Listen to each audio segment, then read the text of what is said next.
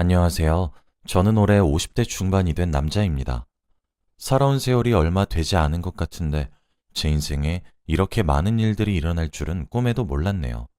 너무 힘들고 벅차서 시간이 이렇게 빨리 흘렀는 줄도 모를 지경이었습니다. 정신 차리고 보니 지금 나이가 되었더라고요. 지금은 과거의 아픔을 많이 털어버렸고 새 출발을 했어요. 그래서 홀가분한 마음으로 이렇게 글을 쓰게 되었습니다. 다들 저의 이야기를 들으시고 많은 힘이 되셨으면 좋겠고, 벼랑 끝에 서 있는 기분이더라도 결국엔 다 끝날 테니 힘내셨으면 좋겠습니다. 저는 아내와 결혼 정년기에 결혼을 했어요. 평범한 연애 끝에 결혼을 했고, 저와 아내는 남들과 다를 것 없는 결혼 생활을 했습니다. 아이 계획은 없었지만 서로를 아끼는 마음은 있었습니다. 저희 부부는 뜨거운 신혼생활은 아니었지만 그래도 안정적인 가정이 생겼다는 거에 저는 결혼 생활에 만족하고 있었죠. 그런데 결혼을 하고 한동안 너무 평화롭고 아무런 일이 일어나지 않았는데 갑자기 저에게 충격적인 소식을 듣게 되었습니다. 저와 아내는 주기적으로 병원에 가서 건강검진을 받는데 그날은 건강검진 결과가 나오는 날이었어요. 그런데 제가 암에 걸렸다고 합니다. 저는 아무 말도 나오지 않았어요. 제가 암에 걸릴 거라고는 꿈에도 몰랐습니다. 의사 선생님께서는 초기라 항암 치료만 열심히 받으면 된다고 했고 당분간은 집에서 쉬라고 했어요. 저는 그날 이후로 모든 일을 다 그만두고 집에만 있었습니다. 그리고 아내의 보살핌을 받았어요. 제 주위에 약사인 고등학교 동창 민수가 있는데 민수가 저희 집에 와서 아내와 같이 저를 많이 도와주었죠. 민수가 제 몸을 진단해주고 약도 처방해주면서 아내와 같이 저를 돌봐주었기에 너무 고마웠습니다. 민수와 아내는 제 상태가 많이 좋아졌다며 병원에도 안 가도 된다고 말을 해주더라고요.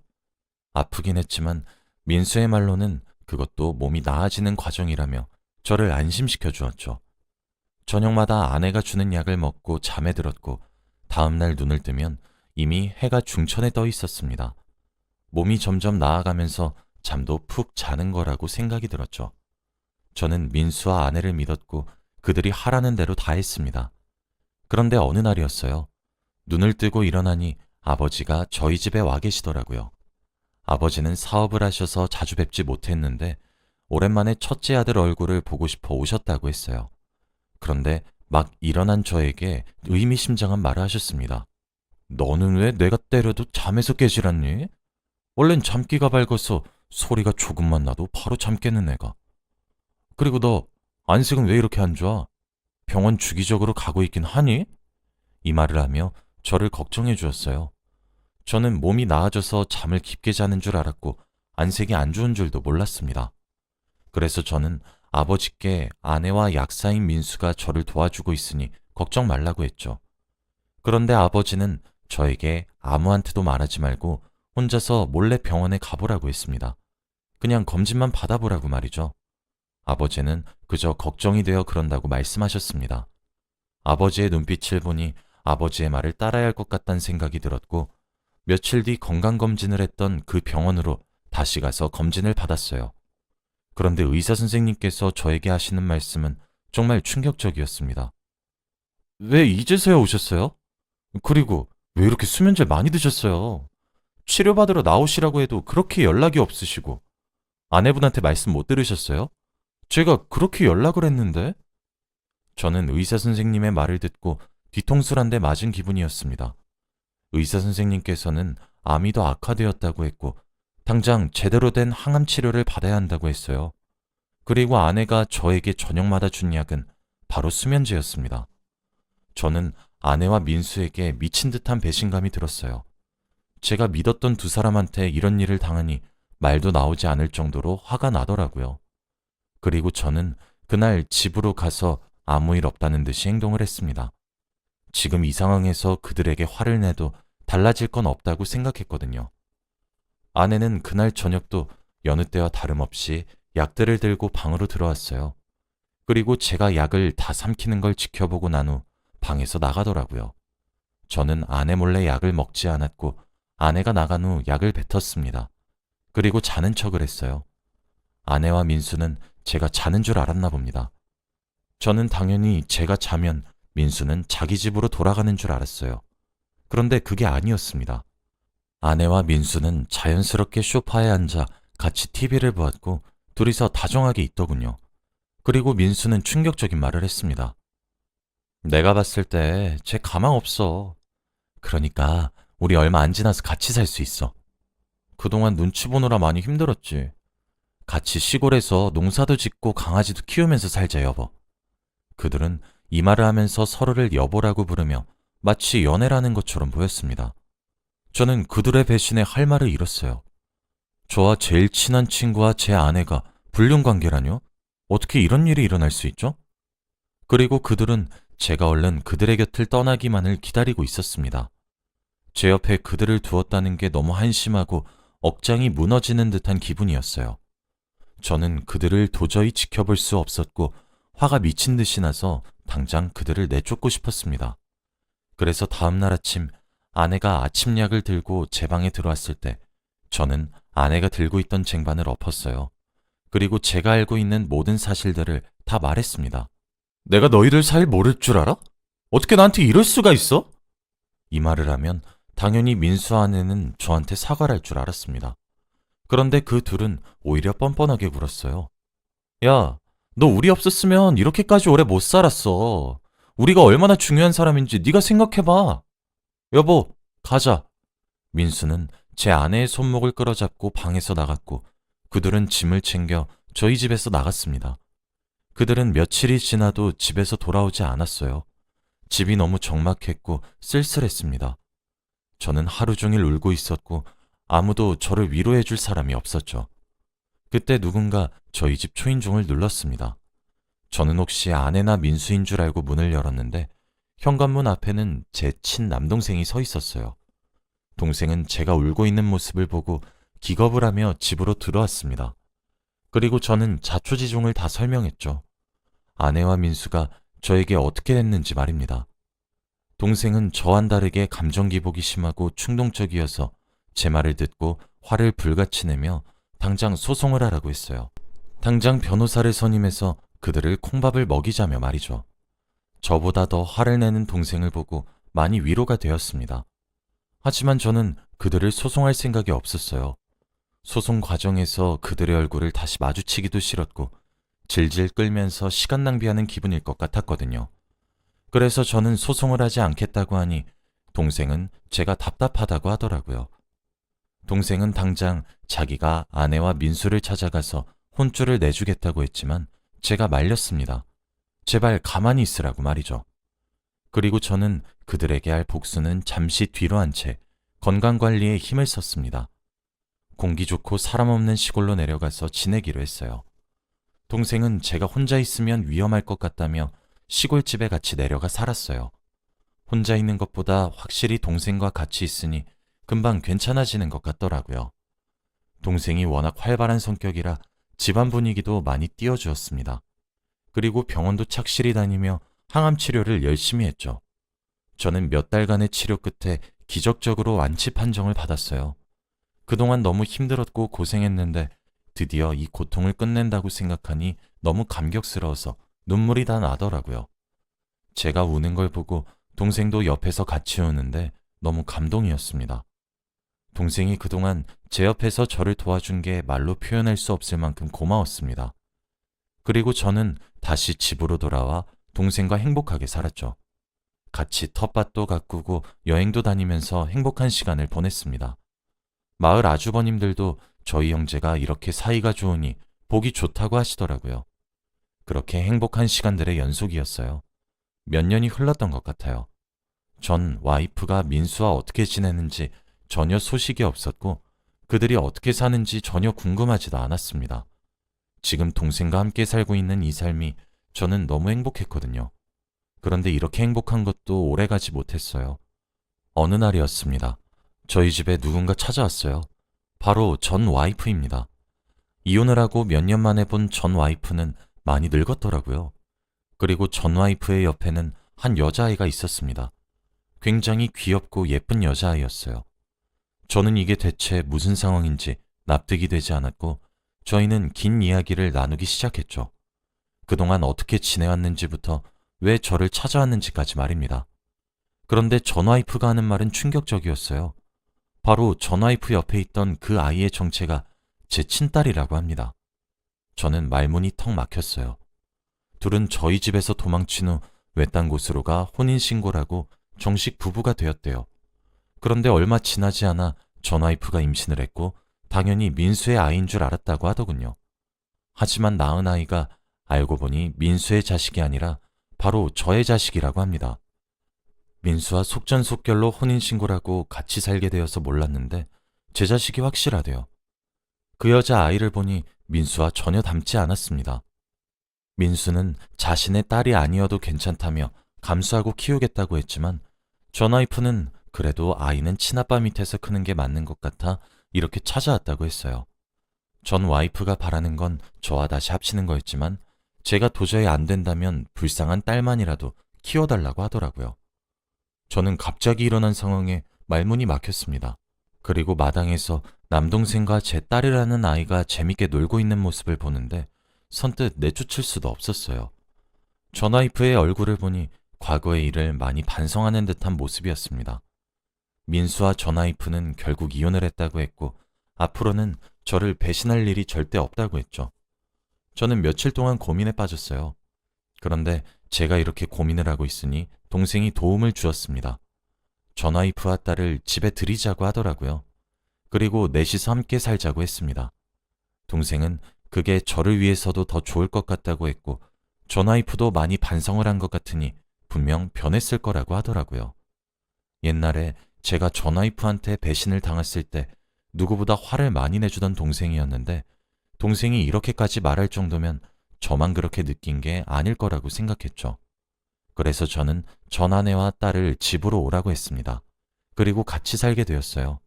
다시 혼인신고도 하면서 정식 부부가 되었죠. 이혼한 아내와 다시 재혼을 하게 된 것이었습니다. 동생은 조카가 생겨서 너무 좋다고 했고 저도 딸이 생긴 게 익숙하지 않긴 했지만 그래도 왠지 모르게 저와 닮은 것 같아 금방 잘 지낼 수 있게 되더라고요. 그리고 아내도 예전과 달라졌습니다. 저에 대한 미안함이 많이 남아있는지 저에게 너무 잘해주었고 가정적이었어요. 저는 이제 다시 일을 시작했습니다. 아버지의 사업을 물려받기 위해 경영일을 다시 시작했어요. 암 치료 때문에 잠시 일을 미뤄두었더니 일이 잔뜩 쌓여 있더라고요. 그래서 일이 너무 바빠졌고 집에도 잘 들어가지 못했습니다. 제가 서울로 직장을 다니니 가족들도 다 서울로 이사를 했어요. 남동생과 워낙 각별하다 보니 서울에 와서도 같이 지냈습니다.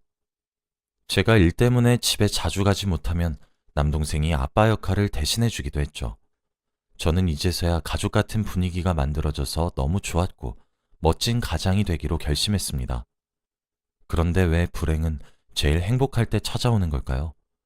그날도 여느 때와 다름없이 회사에서 일을 하고 있었습니다. 원래 업무 시간에는 아내가 전화를 안 하고 문자를 하는데 그날따라 전화가 오더라고요.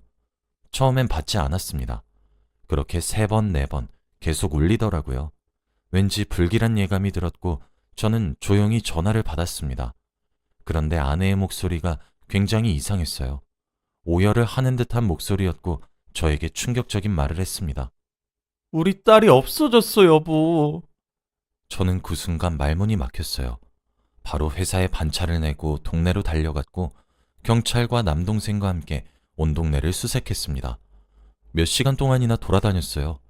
딸 이름을 수백 번도 넘게 외치고 있었죠. 해가 다 지고 나서 저는 딸을 찾았습니다. 그런데 딸은 정말 충격적인 사람과 함께 있었어요.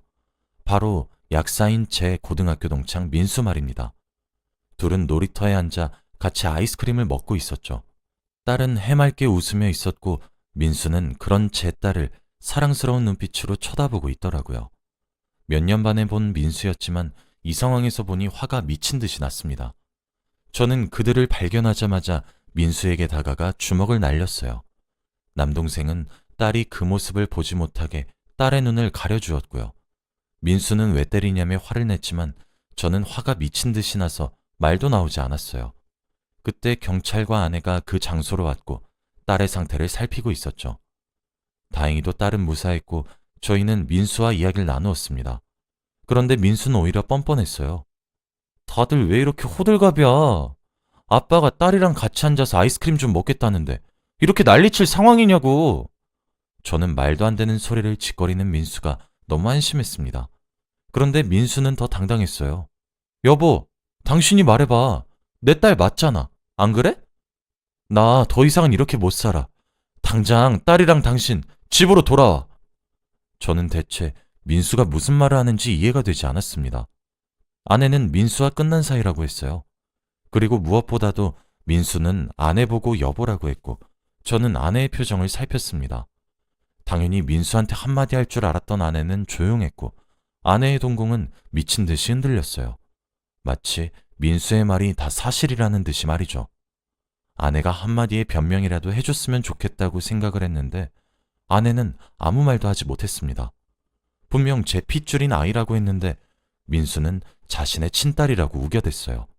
아내가 저에게 했던 말들은 다 거짓말이었던 거죠. 민수가 저에게 해준 말은 굉장히 충격적이었습니다.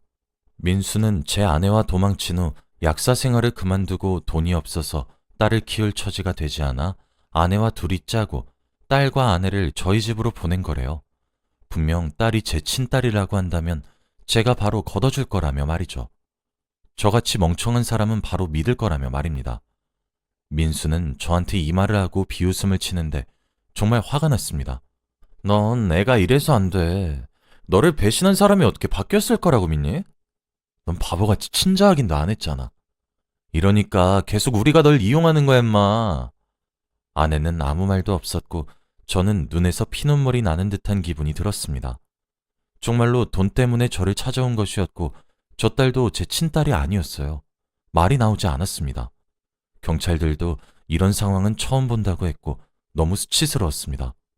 민수와 아내는 딸에게 다가가 집으로 돌아가자고 했고 아내는 제 눈도 못 마주치고 민수를 따라가더라고요. 정말 배신감이 들었고 눈물이 앞을 가렸습니다. 다음날 저는 바로 소송을 했고 이혼을 진행했어요. 그리고 친자검사를 했더니 정말로 불일치가 나왔습니다. 아내한테 미친 듯이 화가 났고 그 여자한테 이용당한 제 자신도 너무 싫었어요. 그리고 이혼 소송 과정에서 민수를 몇 번 마주쳤는데 자신이 승자인 것처럼 행동을 하더라고요. 그래서 저는 민수한테 다가가 귓속말로 한마디 했어요. 항상 민수한테 말해주고 싶었던 말이 있었는데 이번이 마지막으로 만날 기회일 것 같아 말해주었습니다. 민수야, 저 애가 확실히 네 애가 맞단 보장도 없지 않냐? 혹시 모르니까 너도 친자검사 해봐. 민수는 제 말을 듣고 헛웃음을 치며 당연히 자기 아이라고 말이 되는 소리를 하라고 했습니다. 저는 그 말을 어떻게 믿냐고 친자검사 해봤냐고 물었죠. 그 아이는 제 민수와 전혀 닮지 않았거든요. 제 말을 듣고 민수는 동공이 흔들렸고 저는 그 자리를 유유히 떠났습니다. 그리고 다시 제 삶을 살아가기 시작했죠. 저는 그동안 많은 경험으로 많이 단단해졌고 일상생활에 복귀도 쉬웠어요. 솔직히 마음 한켠으로는 아프긴 했지만 그래도 경영이라는 큰 직책을 맡은 만큼 공과 사는 구분해야 했습니다. 다시 저희 집엔 남동생과 저밖에 없었고 남동생이 저를 많이 도와주었어요. 그런데 어느 날이었습니다. 아내와 이혼을 하고 얼마 지나지 않아 누군가 저희 집에 찾아왔더라고요. 바로 민수였죠. 한 손에는 종이 한 장을 쥐고 있었고 술을 많이 먹었는지 술 냄새가 많이 났습니다. 그런데 민수는 그 종이를 저에게 보여주며 아무 말도 하지 않았어요. 그 종이는 바로 친자검사 결과지였습니다. 전 와이프의 딸과 민수가 친자검사를 했는데 결과가 엄청나게 충격적이었습니다. 바로 불일치였거든요. 아이의 친아빠는 민수가 아니었어요. 정말 놀랐어요. 민수가 그렇게 자신만만해 했는데 자신의 딸도 아니었습니다. 대체 전 와이프는 누구의 아이를 임신한 걸까요? 민수는 제 앞에서 오열을 했고 자신의 신세를 한탄했어요. 그리고 대체 누구의 자식인지 하나도 모르겠다고 합니다. 저는 그런 양아치 같은 여자가 한 사람도 아니고 두 사람한테 거짓말을 했다는 게 화가 났어요. 그래서 저는 당장 경찰서에 신고를 했습니다. 그렇게 상습적으로 거짓말하는 사람은 제대로 된 처벌을 받아야 한다고 생각했거든요. 그렇게 경찰의 도움으로 모든 사람이 경찰서에 다 모였습니다. 그리고 저와 민수는 그 여자를 고소하려고 했어요. 저희 둘에게 지은 죄가 너무 많고 이대로 넘어갈 순 없었거든요. 그리고 당장 애아빠를 부르라고 했습니다. 저희와 경찰이 이렇게 호통을 쳐도 전 와이프는 고개만 떨군 채 아무 말도 하지 못하고 눈물만 뚝뚝 흘렸습니다. 도대체 애아빠란 사람이 어떤 사람이길래 이렇게 무책임한 건가 싶었죠. 그런데 그때 뜬금없는 사람이 갑자기 무릎을 꿇었어요. 바로 제 뒤에 서 있던 저의 친남동생입니다. 시끌벅적했던 경찰서에 갑자기 정적이 흘렀어요. 남동생은 갑자기 무릎을 꿇었고 눈물을 흘리더라고요. 저는 이 상황이 도저히 납득이 되지 않았고 동생에게 뭐 하냐고 물었습니다. 당장 일어나라고 했죠. 그런데 동생이 입에서 나온 말은 엄청나게 충격적이었습니다. 나야, 애아빠. 동생이 그 말을 뱉고 저희는 아무 말도 하지 못했어요. 경찰들도 다들 기겁을 했고 한마디도 하지 않았죠.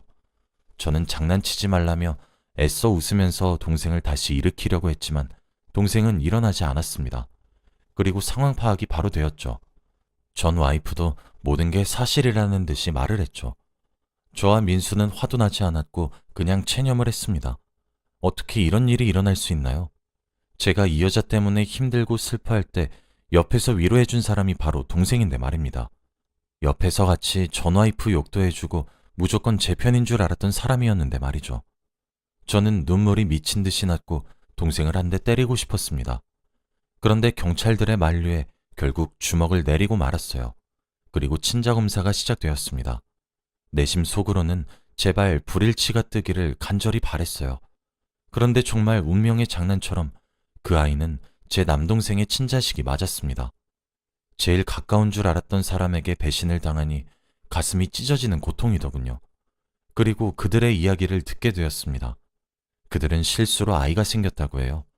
처음엔 동생도 자신의 아이가 생긴 줄 모르고 잘 지내다가 전 와이프가 아이를 낳기 직전에 말을 해주었다고 해요. 그래서 일부러 딸과 전 와이프를 저희 집에 들인 것이죠. 저는 그때의 기억이 새록새록 떠오르기 시작했습니다. 제가 일을 하러 회사에 가면 저희 집에 그들만 있었단 생각에 소름이 돋더라고요. 저는 그것도 모르고 정말 제 친딸인 줄 알고 돌봤던 겁니다. 그런데 전 와이프는 이런 제 앞에서 말도 안 되는 소리를 하기 시작했어요. 둘이 형제여서 친자 검사하면 당신 친자로 나올 줄 알았어. 내가 바보 같았어. 어떻게 이렇게 멍청할 수 있나요? 말도 나오지 않았고 어안이 벙벙했습니다. 그런데 동생이 하는 말도 정말 충격적이었어요. 내가 형 옆에서 열심히 간호하면 죄책감이 줄어들어서 그랬어. 저는 그 말을 듣는데 그동안 동생이 저에게 잘해주었던 모든 행동들이 다 거짓말이었다고 생각을 하니 멍해지더군요. 민수와 저는 가차없이 그들을 고소하기로 했습니다. 그들은 양심도 없이 저와 민수를 이용했어요. 최대한 벌을 많이 받길 바랬고 선처는 전혀 해주지 않았습니다. 그리고 고소 과정에서 아버지께서 이 모든 사실을 아시고 굉장히 화를 내셨어요. 원래 화가 많이 없으신 분인데 동생이 저지른 이 상황으로 인해 동생과 인연을 끊으셨습니다. 물론 저도 동생과 앞으로 만날 일은 더욱 없고요. 아버지는 동생에게 마지막으로 한마디 하셨습니다. 너는 항상 어릴 때부터 이렇게 무책임하고 충동적인 애였어. 그래서 내가 너한테 회사 지분을 줄 수가 없었고 어떻게 이런 식으로 가문의 수치를 남기니? 다신 우리 가족 볼 생각하지 말거라.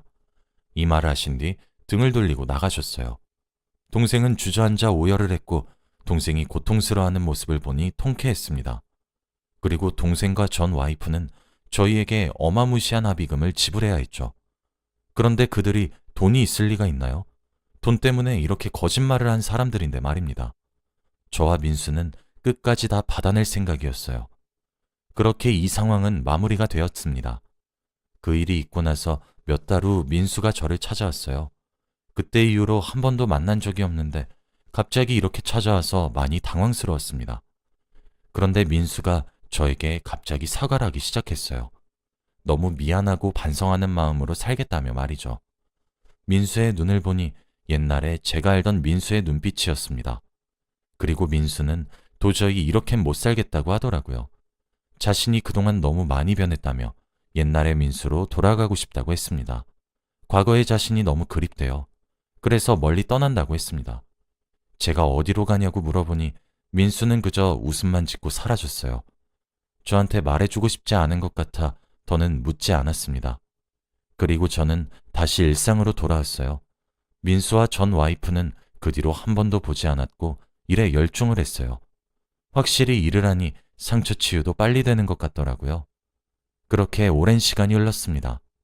이제 저는 아버지의 뒤를 이어 정식적으로 경영 일을 하고 있어요.